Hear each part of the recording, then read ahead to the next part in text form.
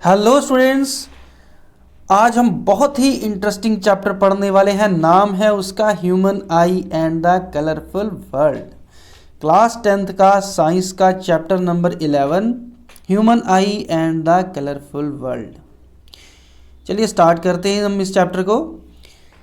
इस चैप्टर में आप क्या क्या पढ़ने वाले हो।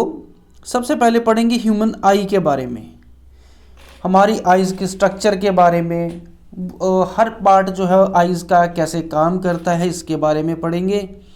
फिर उसके बाद इसमें डिफेक्ट्स कौन से होते हैं। आइज़ का काम होता है देखना, तो देखने में कौन कौन सा डिफेक्ट आता है वो देखेंगे। मायोपिया है, हाइपरमेट्रोपिया है, प्रेसबायोपिया है, इसके अलावा एक और होता है कैटरैक्ट, तो उसके बारे में हम पढ़ेंगे। उसके बाद ये तो हो गया ह्यूमन आई से। उसके बाद कलरफुल वर्ल्ड में, कलरफुल वर्ल्ड की अगर बात करें तो हमें आसमान में एक बहुत ही ब्यूटीफुल कलरफुल एक पैटर्न दिखता है जिसको हम रेनबो बोलते हैं, तो उसके बारे में पढ़ेंगे। आसमान नीला क्यों दिखाई देता है, और स्टार्स ट्विंकलिंग करते हुए क्यों दिखाई देते हैं, प्लैनेट्स ट्विंकल क्यों नहीं करते, शाम के टाइम पे जो सूरज है वो कुछ ज़्यादा ही बड़ा क्यों दिखाई देता है और रेड कलर का क्यों दिखाई देता है। ये सारी इंटरेस्टिंग से क्वेश्चंस के आंसर हम इस चैप्टर में ढूंढने की कोशिश करेंगे। चलिए हम कौन कौन से टॉपिक्स कवर करने वाले हैं। Human I, power of accommodation of I, defects of vision, dispersion of light, the rainbow, scattering of light और एटमॉस्फेरिक रिफ्रैक्शन। ये 7 टॉपिक्स हम इस चैप्टर में पढ़ेंगे। चलिए सबसे पहले आपको बता दें कि ह्यूमन आई जो है, हमारी आँख, उसका साइज़ जो होता है यानी डायामीटर होता है 2.3 सेंटीमीटर। अब आप सोच रहे होंगे कि मेरी आइज़ या आपकी आइज़, तो मैं आपको बता दूं कि एक छोटे से बच्चे की आइज़ का साइज़ और एक बूढ़े इंसान के आइज़ का साइज़ सेम होता है।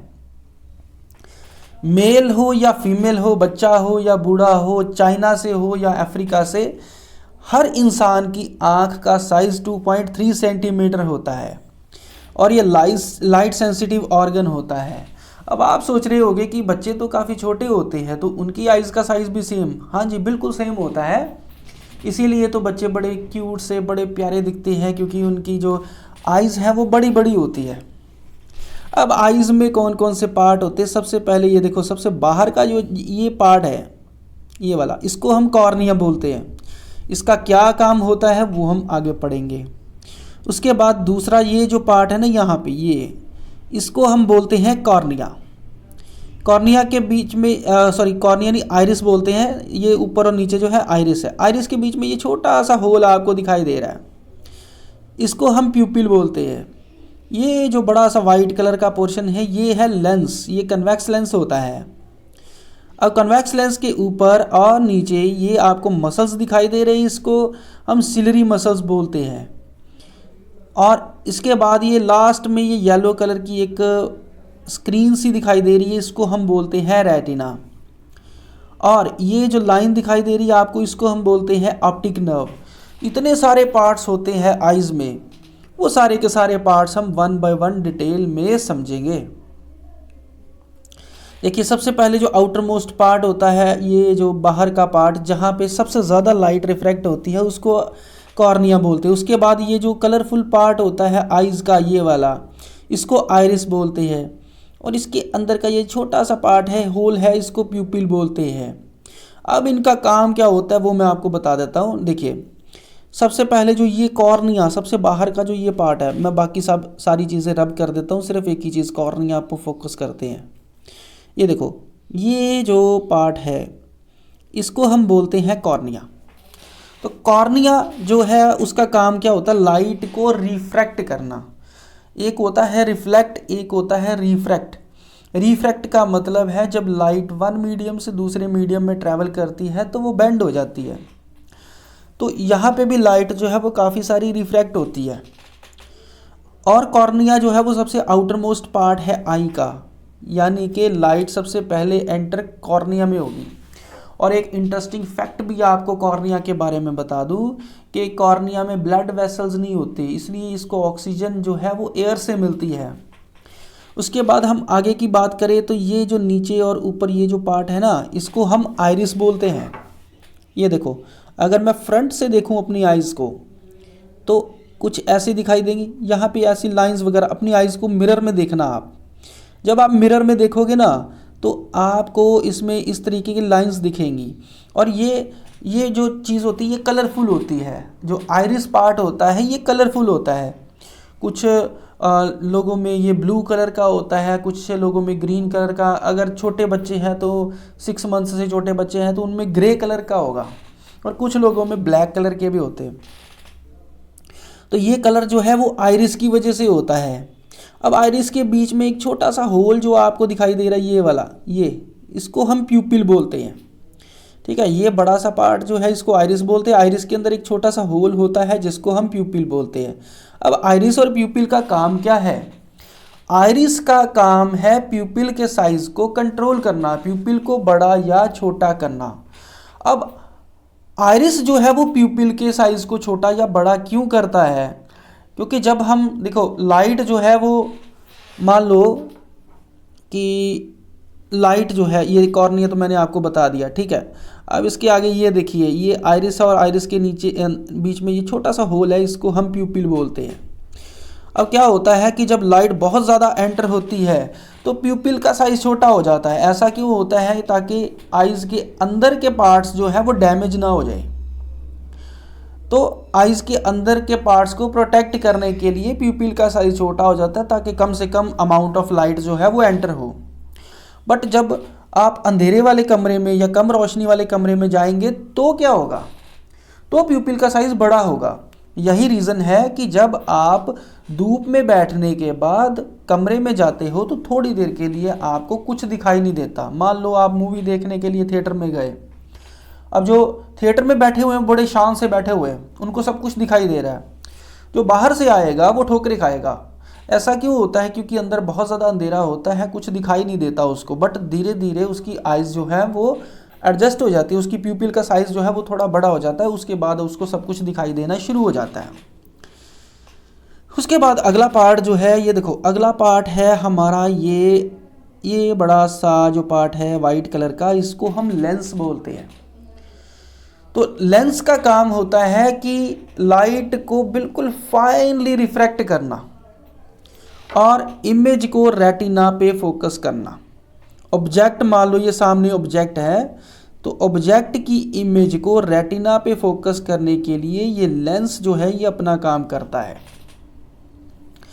उसके बाद ये लेंस जो है ये फोकल लेंथ जो है वो अपनी कैसे बढ़ाता या कम करता है, ये काम होता है सिलरी मसल्स का। देखो जब हम दूर की चीज़ देखते हैं, अब थोड़ा सा और डिटेल में चलते हैं इसके। ये देखो, जब हम किसी दूर की चीज़ को देखेंगे तो हमारा लेंस, आई लेंस जो है ना ये पतला हो जाएगा, बहुत पतला होता है, ठीक है। तो ये दूर की चीज़ देखी, इसकी फोकल लेंथ बढ़ गई, लेंस पतला होगा तो फोकल लेंथ ज़्यादा होगी, ये रेटिना है। और यहाँ पे उसने इमेज बना दी। अब देखो अगर ऑब्जेक्ट जो है वो अब पास में हो गया, दूर नहीं, अब वो बिल्कुल पास में है, थोड़ा सा ये पास में कर देते हैं इसको यहाँ पे, तो ऐसे में क्या होगा, लेंस जो है वो मोटा हो जाएगा, ठीक है। अब लेंस जो है वो मोटा हो गया, क्यों? क्योंकि फोकल लेंथ कम चाहिए रेटिना पे इमेज बनाने के लिए। तो ये काम करते हैं सिलरी मसल्स। सिलरी मसल्स जो है वो लेंस को कॉन्ट्रैक्ट करते हैं या उसको खींचकर पतला कर देते हैं। तो ये सिलरी मसल्स का काम होता है, ठीक है। अब सिलरी मसल्स के बाद आगे का ये जो बड़ा सा पार्ट आपको दिखाई दे रहा है, इसको वाइट्रस ह्यूमर बोलते हैं। वाइट्रस ह्यूमर एक ट्रांसपेरेंट लिक्विड होता है जो आइज़ के अंदर होता है। उसके बाद आगे का ये जो पार्ट है इसको हम रेटिना बोलते हैं।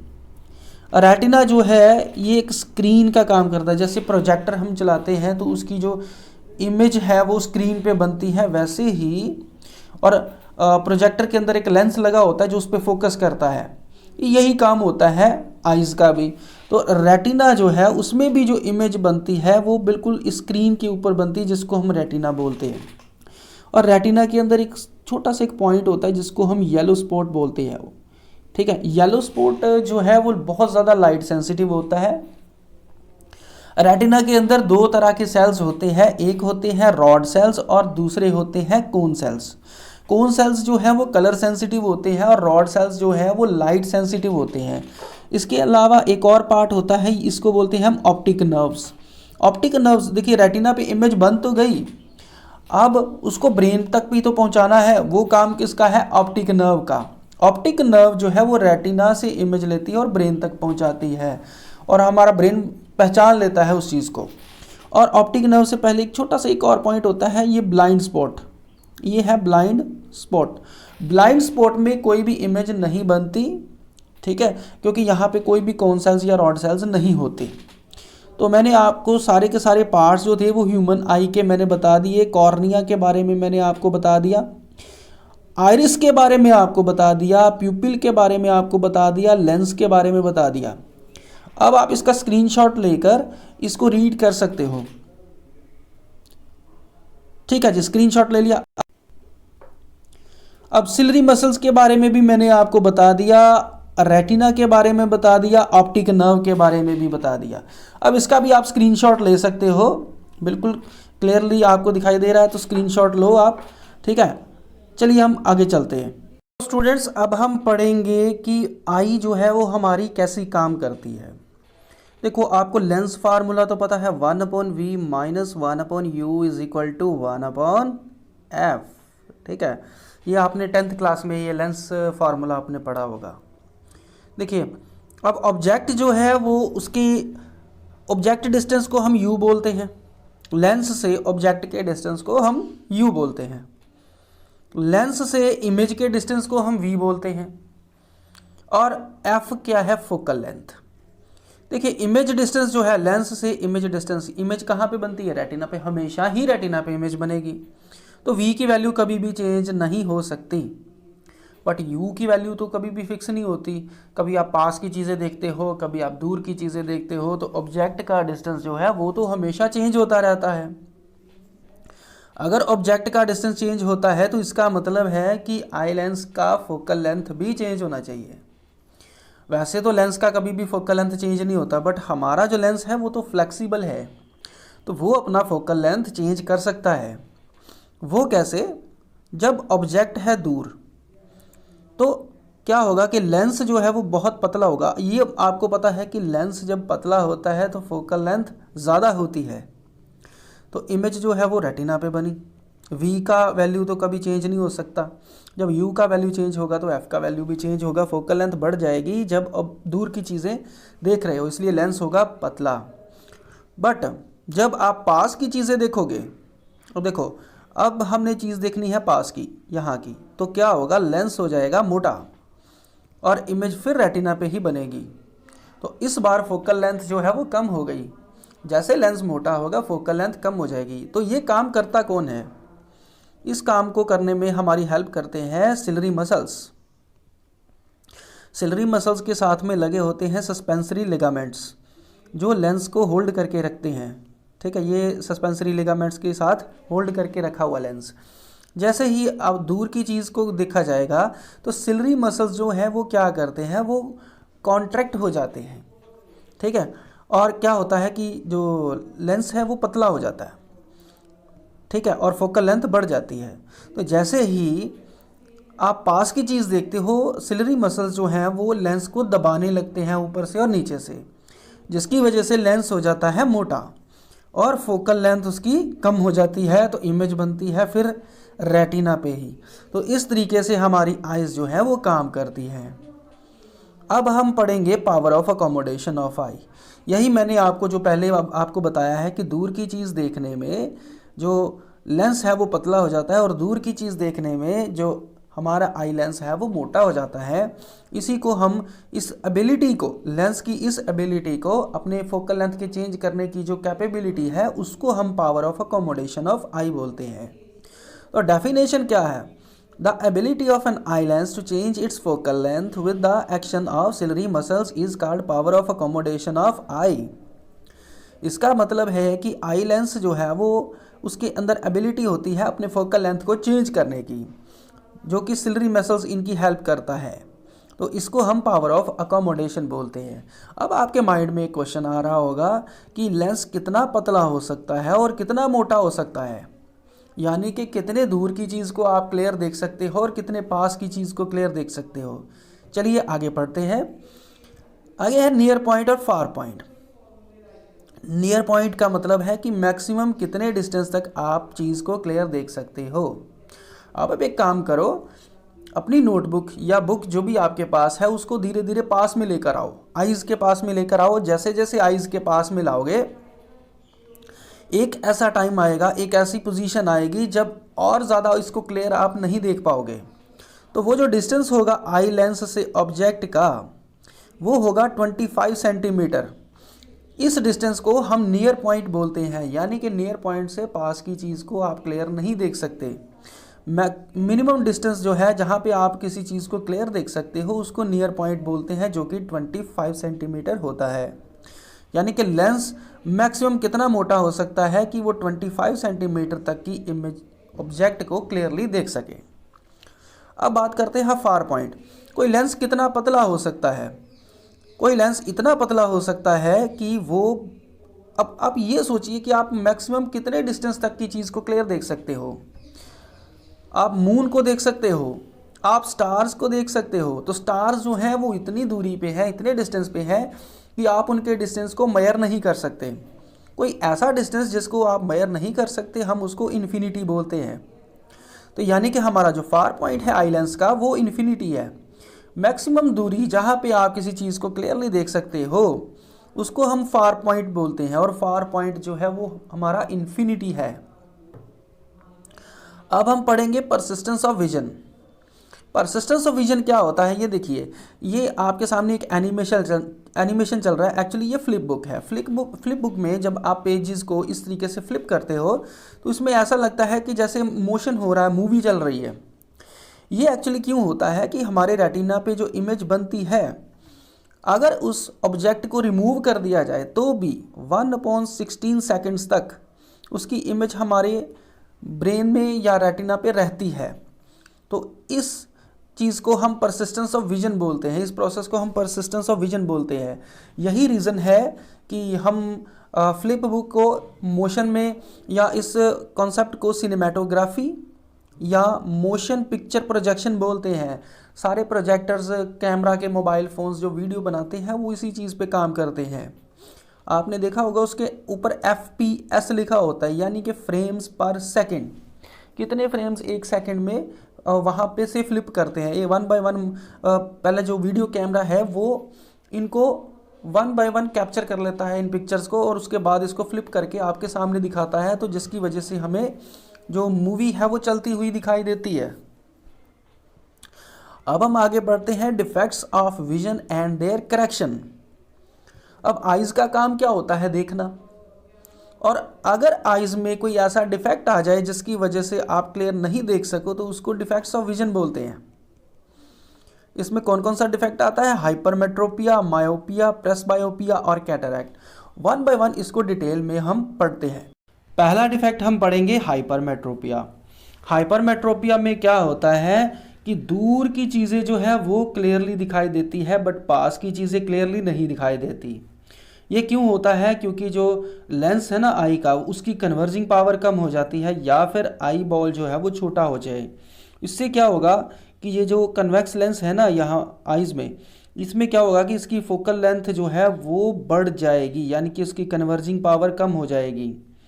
तो इसमें क्या होगा कि एक ऐसे लेंस का इस्तेमाल करना होगा जिससे कि उसकी इमेज जो है वो रेटिना पे बने, यानी कि कन्वेक्स लेंस का हम इस्तेमाल करेंगे, किसी खास फोकल लेंथ की कॉन्वेक्स लेंस का इस्तेमाल करेंगे ताकि इमेज जो है वो रेटिना पे बने। अब उसके बाद है मायोपिया। मायोपिया में क्या होता है कि दूर की नज़र जो है वो कमज़ोर हो जाती है, बट पास की चीज़ें जो है वो क्लियरली दिखाई देती हैं। इस डिफेक्ट में क्या होता है कि जो इमेज है वो रेटिना से पहले बनती है। ये क्यों होता है? क्योंकि जो लेंस होता है आई का, इसकी डाइवर्जिंग पावर कम हो जाती है, या फिर आई बॉल जो है वो ज़रूरत से ज़्यादा बड़ा हो जाता है। इस डिफेक्ट को ठीक करने के लिए क्या करना पड़ता है? एक खास फोकल लेंथ के कनकेव लेंस का इस्तेमाल करना होगा, जिससे फोकल लेंथ जो है वो क्या हो, बढ़ जाए। तीसरा डिफेक्ट है प्रेस बायोपिया। प्रेस बायोपिया में क्या होता है कि एज के साथ साथ, एज जैसे जैसे एज बढ़ती है, आई की पावर ऑफ अकोमोडेशन जो है वो कम होने लगती है। इसमें क्या होता है कि दूर की नज़र और नज़दीक की नज़र दोनों कमज़ोर हो जाती है। तो इसके लिए एक ऐसे चश्मा बनवाया जाता है जिसमें दूर की नज़र भी और पास की नज़र भी दोनों ठीक हो जाए।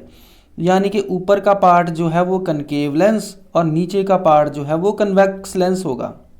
इसमें क्या होगा कि जब दूर की चीज़ देखनी होगी तो नज़र उठाकर, और जब पास की चीज़ देखनी होगी तो नज़र झुकाकर देखनी होगी। अब अगला जो डिफेक्ट है वो है कैटरैक्ट। कैटरैक्ट में क्या होता है कि जो आई लेंस होता है वो या तो मिल्की हो जाए या क्लाउडी हो जाए, उसको कैटरैक्ट बोलते हैं। इसको ठीक करने का एक ही तरीका है कि सर्जरी से इस आई लेंस को रिमूव कर दिया जाए और उसकी जगह पे नया आई लेंस लगा दिया जाए। अब पढ़ेंगे आई डोनेशन। आई डोनेशन, देखो आई जो है वो चाहे किसी भी एज का पर्सन हो, चाहे वो मेल हो या फीमेल हो, सबकी आइज़ का साइज़ तो सेम होता है। इसका मतलब कि कोई भी पर्सन जो है वो अपनी आइज़ को किसी को भी डोनेट कर सकता है। बट ज़िंदा इंसान जो है वो थोड़े ना आइज़ को डोनेट करेगा, क्योंकि उसको भी तो पूरी दुनिया देखनी है। इसके लिए क्या होगा कि वो मरने से पहले अपनी विल में लिख जाता है कि मेरी मरने के बाद आइज़ को डोनेट कर दिया जाए।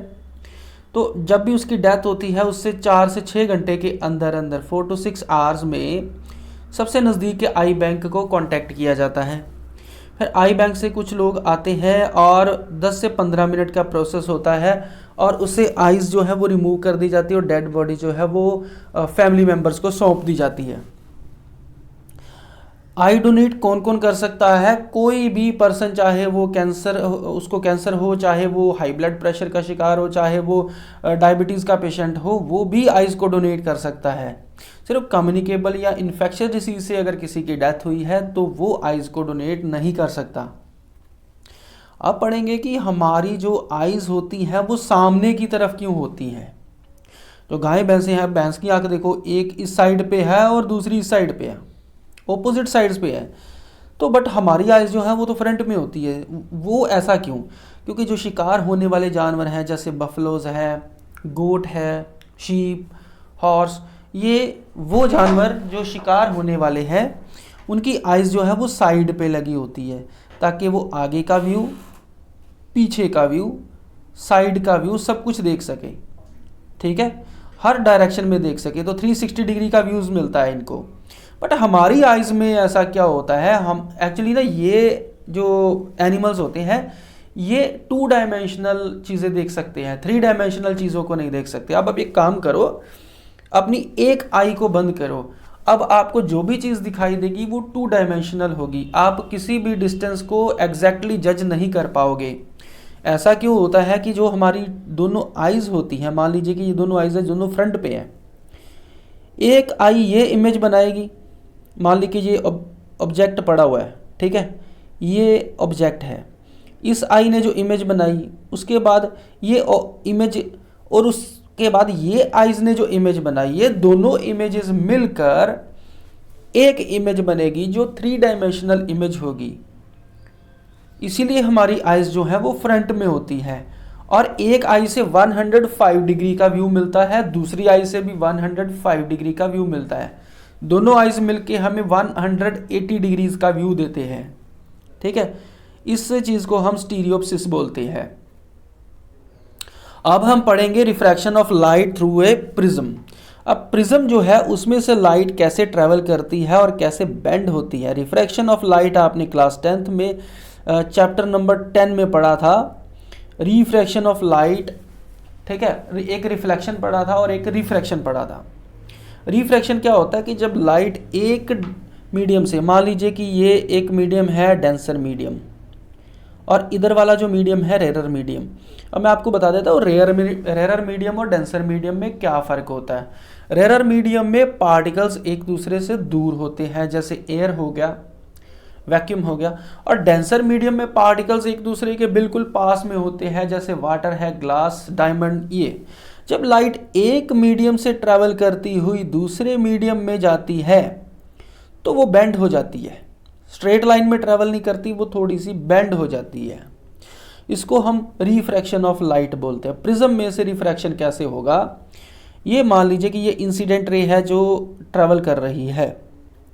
अब इसको जाना तो सीधे चाहिए, ऐसे इस डायरेक्शन में जाना चाहिए, बट एक्चुअल में ये इस डायरेक्शन में ना जाके नॉर्मल की तरफ बेंड हो जाती है। और जब ये लाइट बाहर निकलने लगती है प्रिज्म में से, तो जाना इसको किस डायरेक्शन में चाहिए था, इस डायरेक्शन में, बट ये इस डायरेक्शन में ना जाके नॉर्मल से दूर बेंड होती है। या आपको बता दो कि जब रेयर मीडियम से डेंसर मीडियम की तरफ लाइट जाती है तो नॉर्मल की तरफ बेंड होती है, और जब बाहर निकलती है तो नॉर्मल से दूर बेंड होती है। बट प्रिज्म की जो स्ट्रक्चर है वो ऐसी होती है कि 2 बार लाइट इसमें से बेंड होती है। तो कितनी लाइट जो है वो बेंड हुई, ये लाइट थी इंसिडेंट रे, और ये है लाइट जो बाहर निकली है यानी कि रिफ्रैक्टेड रे। इन दोनों को अगर एक पॉइंट पे कंबाइन किया जाए तो ये वाला जो एंगल है, मैं इसकी इनका कलर चेंज करके आपको बता देता हूँ, ठीक है। ये देखो, ये वाला जो एंगल है ना, ये वाला, इसको बोलते हैं एंगल ऑफ डेविएशन, यानी कि इतनी लाइट बेंड हो गई। अब पढ़ते हैं dispersion of white light by a glass prism. अब ग्लास प्रिज्म को एक खास एंगल पे लाइट के सामने रखोगे तो उसमें से दूसरी साइड पे लाइट जो निकलेगी वो 7 कलर्स की होगी, ठीक है। सबसे ऊपर होगा रेड कलर और सबसे नीचे वायलेट कलर। अब वायलेट होगा, Indigo, blue, green, yellow, orange और रेड। ये 7 कलर्स में लाइट जो है वो डिस्पर्स होगी। डिस्पर्स का मतलब होता है बिखरना। एक्चुअली ऐसा क्यों होता है, क्योंकि जो लाइट होती है सन की लाइट वो 7 कलर्स को मिला के ही बनी होती है। जो वाइट लाइट होती है वो 7 कलर्स को मिला के बनी होती है। बट प्रिज्म में से पास होते ही ये सारी की सारी लाइट्स जो है वो डिस्पर्स हो जाती है।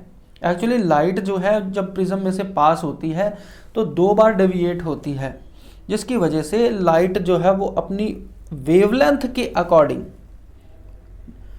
डिस्पर्स होती है। देखिए, अगर रेड कलर है तो आपने देखा होगा कि रेड कलर सबसे कम बेंड हुआ और वायलेट कलर जो है वो सबसे ज़्यादा बेंड हुआ। ऐसा क्यों हुआ, क्योंकि रेड कलर की वेवलेंथ जो है वो बहुत ज़्यादा होती है। इसकी रेड कलर की वेवलेंथ जो है वो लगभग 700 नैनोमीटर होती है, और वायलेट कलर की जो वेवलेंथ होती है वो 400 नैनोमीटर होती है। अब जिसकी वेवलेंथ ज़्यादा है वो कम बेंड होगी। एक्चुअली मैं आपको एग्जांपल से इसको समझाता हूँ। ये देखिए, ये यहाँ से बाकी सारी चीज़ें रब कर देते हैं, जो मेन चीज़ है समझाने वाली वो समझाता हूँ मैं आपको। ये मेरे पास ब्लू कलर है या वायलेट कलर है, तो ये देखो, ये वेवलेंथ हो गई वायलेट कलर की और ये वेवलेंथ हो गई रेड कलर की, ठीक है। ये जो ऊपर का पॉइंट होता है ना, ये वाला, इस दोनों में से जो डिस्टेंस होता है उसको हम वेवलेंथ बोलते हैं। जो वेव की क्रेस्ट होती है ना, 2 एडजेसेंट क्रेस्ट होती है, इनके बीच का डिस्टेंस होता है, इसको वेवलेंथ बोलते हैं। ये और ये, इनके बीच का जो डिस्टेंस है इसको वेवलेंथ बोलेंगे। अब किसकी वेवलेंथ ज़्यादा है, रेड कलर की वेवलेंथ ज़्यादा है, वायलेट कलर की वेवलेंथ कम है। तो जो चीज़ लंबी है उसको टर्न करने में, बेंड करने में जो स्पेस है वो ज़्यादा चाहिए, वो जल्दी बेंड नहीं होगी। ट्रेन है तो ट्रेन जल्दी नहीं मोड़ काट पाएगी, जल्दी नहीं मुड़ पाएगी, बट जो बाइक है या साइकिल है तो वो तो जल्दी मुड़ जाएगा। तो ऐसे में क्या होगा कि रेड कलर जो है वो जल्दी नहीं मुड़ पाया, इसलिए तो रेड कलर की वेवलेंथ जो है ज़्यादा है, इसलिए वो सबसे कम बेंड हुई। बट वायलेट कलर जो है वो सबसे ज़्यादा बेंड हुआ, क्योंकि उसकी वेवलेंथ कम होती है। तो वेवलेंथ के अकॉर्डिंगली ये बेंड हुए। स्पेक्ट्रम ऑफ लाइट, ये जो 7 कलर्स का बैंड बनता है ना, इसको ही हम स्पेक्ट्रम ऑफ लाइट बोलते हैं, जिसमें violet, indigo, blue, green, yellow, orange और रेड कलर बनते, 7 कलर्स बनते हैं जब वाइट लाइट प्रिज्म में से पास होती है। अब इसको चेक करना हो कि 7 कलर्स मिला के ही वाइट लाइट बनती है, तो इस तरीके की एक डिस्क आप बनाओ जिसके ऊपर 7 कलर्स आप ड्रॉ करो। चाहे कलर्स आते हैं ना मार्केट में, तो उससे आप इस 7 कलर्स इस तरीके से ड्रॉ करो। अब उसको क्या करो, इस डिस्क को आप फैन के ऊपर या किसी मोटर के साथ कनेक्ट कर दो, या तो फैन के साथ चिपका दो या फिर मोटर के साथ कनेक्ट कर दो, और उसको जब आप रोटेट करोगे तो वो 7 कलर्स आपको नहीं दिखाई देंगे। कौन सा कलर दिखाई देगा वाला आपको? आपको दिखाई देगा वाइट कलर। ठीक है स्टूडेंट्स, न्यूटन ने एक एक्सपेरिमेंट किया था। उसने एक ग्लास प्रिज्म का इस्तेमाल किया और उसमें से, ये मैं कलर चेंज कर देता हूँ, ये तो ग्लास प्रिज्म का इस्तेमाल किया और उसमें से वाइट लाइट को जब पास किया तो दूसरी साइड पे 7 कलर्स में वो लाइट डिस्पर्स हुई। जहाँ पे 7 कलर्स बने थे वहीं पे उसने एक और प्रिज्म लिया और उसको इन्वर्टेड डायरेक्शन में यानी उल्टा प्रिज्म लगाया, तो उसने देखा कि उसमें से जो 7 कलर्स की लाइट थी, ग्लास प्रिज्म की दूसरी साइड पे वाइट कलर की लाइट जो थी वो निकल रही थी। एक ग्लास प्रिज्म ए लिया उसने जो कि सीधा था, उसमें से 7 कलर्स बाहर निकले। दूसरा ग्लास प्रिज्म उसने बी लिया। अब बी वाले ग्लास प्रिज्म में से जो लाइट निकली वो वाइट कलर की, यानी कि लाइट जो थी डिस्पर्स होने के बाद दूसरे ग्लास प्रिज्म में जब एंटर हुई तो वो रिकम्बाइन हो गई। इस प्रोसेस को हम रिकॉम्बिनेशन ऑफ वाइट लाइट कहते हैं। अब ये पिक्चर को गैस करो ये क्या है? बिल्कुल सही पहचाना आपने, ये है रेनबो। तो रेनबो कब बनता है? जब बारिश होती है। तो एक चीज़ आप बताओ कि ये ग्लास प्रिज्म में से जब वाइट लाइट पास हुई तो 7 कलर्स बने, और सेम वैसे ही सेम वही कलर जो हैं वो रेनबो में भी बनते हैं। इसका मतलब कि बहुत बड़ा प्रिज्म एक नेचर में है या फिर बहुत सारे छोटे छोटे प्रिज्म मिलके ये उसमें से जब लाइट डिस्पर्स होती है तो ये रेनबो बनता है। अब रेनबो कब बनता है, कहाँ बनता है, अब पहले वो देख लेते हैं, फिर हम ये जानेंगे कि रेनबो कैसे बनता है। मान लीजिए कि आप यहाँ पे खड़े हैं, ठीक है, सन जो है वो आपकी बैक साइड पे हो और आपके फ्रंट पे हमेशा रेनबो बनेगा। और रेनबो कब बनेगा? बारिश होने के बाद जो हैवी ड्रॉप्स होती हैं वो तो ग्रेविटेशन की वजह से जल्दी नीचे पहुंच जाती है, बट छोटी छोटी ड्रॉपलेट्स जो है वो हवा में तैरती रहती है। अब जैसे ही सूरज निकलता है उन ड्रॉपलेट्स के ऊपर लाइट पड़ती है जो कि लाइट को डिस्पर्स करते हैं और डिस्पर्शन होती है जिससे रेनबो बनता है। अब रेनबो जो है वो कैसे बनता है? देखिए, वाइट लाइट जब, ये बड़ी सी ड्रॉपलेट है पानी की, वाटर ड्रॉपलेट है बारिश की बूंद की, इसमें से जब वाइट लाइट पास होगी तो ये नॉर्मल की तरफ बेंड होगी, सेम प्रिज्म जैसा ही काम करेगी, और जब बाहर निकलने लगेगी तो फिर से एक बार बेंड होगी। जब लाइट 2 बार बेंड हो गई तो ये प्रिज्म का काम कर रही है वाइट ड्रॉपलेट्स, तो इसका मतलब है कि रेनबो बनेगा। इस तरह की करोड़ों लाखों पता नहीं कितनी वाटर ड्रॉपलेट्स जो है वो आसमान में होती हैं जिससे एक बड़ा सा रेनबो बनता है। रेनबो आप घर पे भी बना सकते हो वाटर स्प्रिंकलर का इस्तेमाल करके। धूप में आप वाटर स्प्रिंकलर से जब वाटर को स्प्रिंकलिंग करोगे तो इस तरीके का रेनबो बनेगा। दूसरा, अगर आप रेनबो जो है वो किसी दीवार पे बनाना चाहते हो तो आप क्या करो, एक कटोरी या ग्लास में वाटर डालो, उसको आधा वाटर से भरो और उसके बाद उसमें मिरर डाल दो जो कि आधा पानी में डूबा हो और आधा बाहर हो। इसकी रिफ्लेक्शन जहाँ पे भी पड़ेगी, इसके सामने जब लाइट पड़ेगी, लाइट जो है वो रिफ्लेक्ट होगी। रिफ्लेक्ट होने के बाद जहाँ पे भी पड़ेगी वहाँ पे 7 कलर का रेनबो बनेगा। अब हम पढ़ते हैं एटमॉस्फेरिक रिफ्रैक्शन। एटमॉस्फेरिक रिफ्रैक्शन क्या होता है? आपने कभी आप गर्मियों में देखा होगा, दूर सड़क पे ऐसे लगता है जैसे जो सामने जो चीज़ है वो फ्लटरिंग कर रही है। डेजर्ट में भी ये चीज़ देखने को मिलती है कि सामने वाली चीज़ फ्लटरिंग कर रही है। ऐसा क्यों होता है कि जब गर्मी होती है, बहुत ज़्यादा गर्मी होती है, तो जो गर्म हवा होती है वो ज़मीन से ऊपर की तरफ उठती है। ये तो आपको पता होगा कि गर्म हवा हल्की होती है, ऊपर की तरफ उठती है। और दूसरी चीज़ कि गर्म हवा में पार्टिकल्स जो है वो एक दूसरे से दूर होते हैं, यानी कि ये मीडियम रेयर मीडियम होता है। अब जब गर्म हवा ऊपर की तरफ उठेगी तो उसकी जगह लेने के लिए ठंडी हवा जो है वो नीचे की तरफ आएगी। ठंडी हवा नीचे आएगी और ठंडी हवा जो है वो डेंसर होती है और हैवी होती है। तो ये जो एयर है ये हॉट एयर ऊपर की तरफ जा रही है और ठंडी हवा जो है वो नीचे की तरफ आ रही है, जिसकी वजह से एयर का रिफ्रैक्टिव इंडेक्स चेंज होगा और ये वेविंग सी हमें दिखाई देगी। ज़्यादातर आपने आग के ऊपर भी देखा होगा कि इमेज जो है वो स्टेबल नहीं होती, वो बार बार रोटेट ऐसे फ्लटरिंग कर रही होती है। तो ये था लोकल लेवल का एटमॉस्फेरिक रिफ्रैक्शन। अगर एटमॉस्फेरिक रिफ्रैक्शन को बड़े लेवल का देखना है तो चलिए ये, अब ये क्या है, स्टार। आप मान लीजिए कि स्टार को देख रहे हो, तो स्टार से लेके अर्थ के एटमॉस्फेयर से पहले तक कहीं पे भी कोई एयर नहीं है, सिर्फ वैक्यूम है। तो लाइट स्ट्रेट लाइन पे ट्रैवल करती हुई आ रही है, ये रेयर मीडियम है। जैसे ही लाइट अर्थ एटमॉस्फेयर में एंटर करेगी तो ऑप्टिकल डेंसिटी जो है वो एयर की चेंज होती है, ऊपर हवा गर्म होती है, नीचे की तरफ ठंडी होती है, तो लगातार लाइट जो है वो बेंड करती हुई हमारी आइज़ में पहुंचेगी। बट हमें तो हर चीज़ स्ट्रेट लाइन में देखने की आदत है, तो जब हम स्ट्रेट लाइन में देखेंगे तो हमें स्टार जो है वो इस पोजीशन पे दिखाई देगा। एक्चुअल पोजीशन स्टार की ये है और जहाँ पे दिखाई देता है उसको एपरेंट पोजीशन बोलते हैं। ये एपरेंट पोजीशन है स्टार की। और देखिए स्टार अपीयर जो है वो ऊपर हो रहा है और एक्चुअल पोजीशन नीचे है। इसका मतलब है कि स्टार जहाँ पे भी आपको दिखाई देता है एक्चुअली वहाँ से थोड़ा नीचे होता है।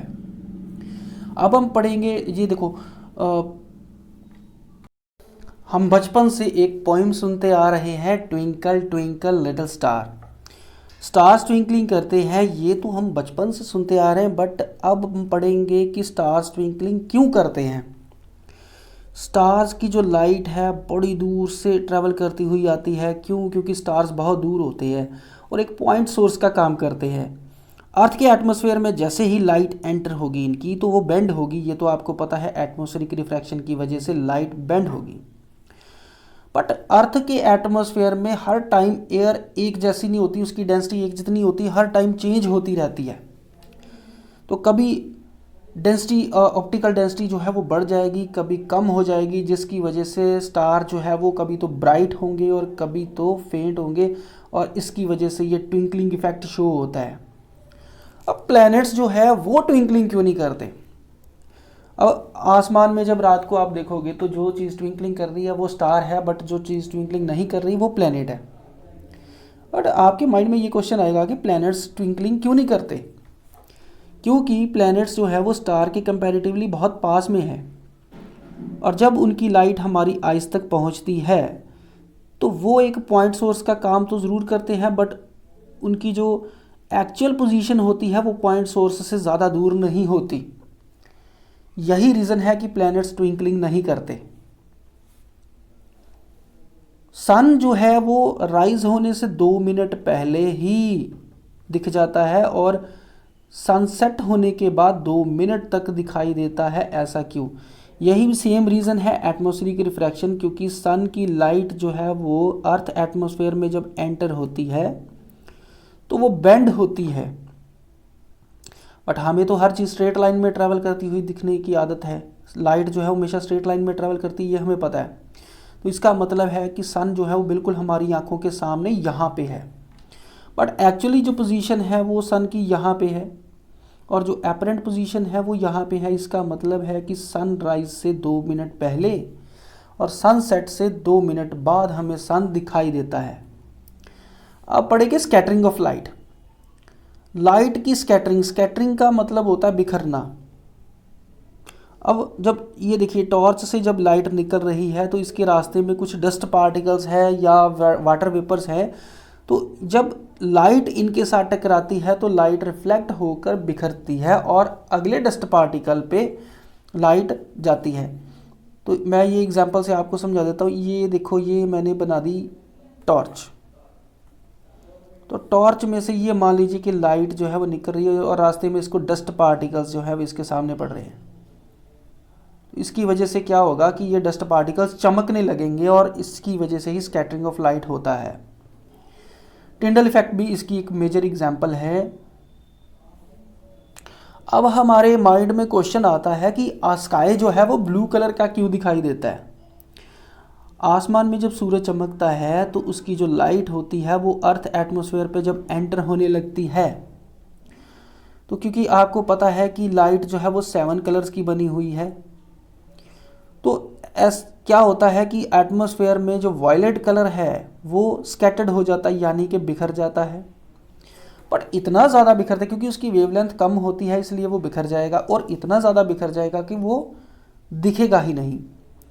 उसके बाद इंडिगो कलर है, तो इंडिगो कलर भी रास्ते में बिखर गया, बट ब्लू कलर भी स्कैटर्ड होगा, बट तब तक हमारी आइज तक पहुंच चुका होगा और पूरे स्काई में वो ब्लू कलर दिखाई देगा। ठीक है, अब आप ये सोच रहे होंगे कि बाकी के जो कलर है रेड, ग्रीन, येलो, ये क्यों नहीं दिखाई दिए हमें, क्योंकि ये इनकी वेवलेंथ इतनी ज़्यादा होती है कि ये डायरेक्टली अर्थ तक पहुंच जाते हैं, ये रास्ते में नहीं बिखरते। अब अगला क्वेश्चन है कि सूरज डूबने के टाइम पे या निकलने के टाइम पे रेड कलर का क्यों दिखाई देता है। सन जो है दोपहर के टाइम पे वो वाइट कलर का दिखता है, क्योंकि ये बिल्कुल स्ट्रेट लाइन में इसकी जो लाइट है वो अर्थ तक पहुंचती है बिना स्कैटर्ड हुए। बट जब सन हॉरिजन पे होता है, हॉरिजन का मतलब सामने होता है, तो इसकी जो लाइट ट्रैवल करके हमारी आइज तक पहुंचती है, तो इसकी लाइट जो है वो स्कैटर्ड हो जाती है। बट इसमें से वायलेट कलर भी रास्ते में बिखर गया, इंडिगो भी रास्ते में बिखर गया, बाकी सारे कलर जो है वो रास्ते में बिखर गए। बट रेड कलर की वेवलेंथ सबसे ज़्यादा होती है, इसलिए सबसे लॉन्गेस्ट डिस्टेंस ट्रैवल करते हुए हमारी आइज तक पहुंच गया, इसलिए सन जो है वो आपको रेड कलर का दिखाई देगा। तो आपके माइंड में ये क्वेश्चन आ रहा होगा कि जो डेंजर सिग्नल्स है यही रीज़न है कि वो रेड कलर के होते हैं।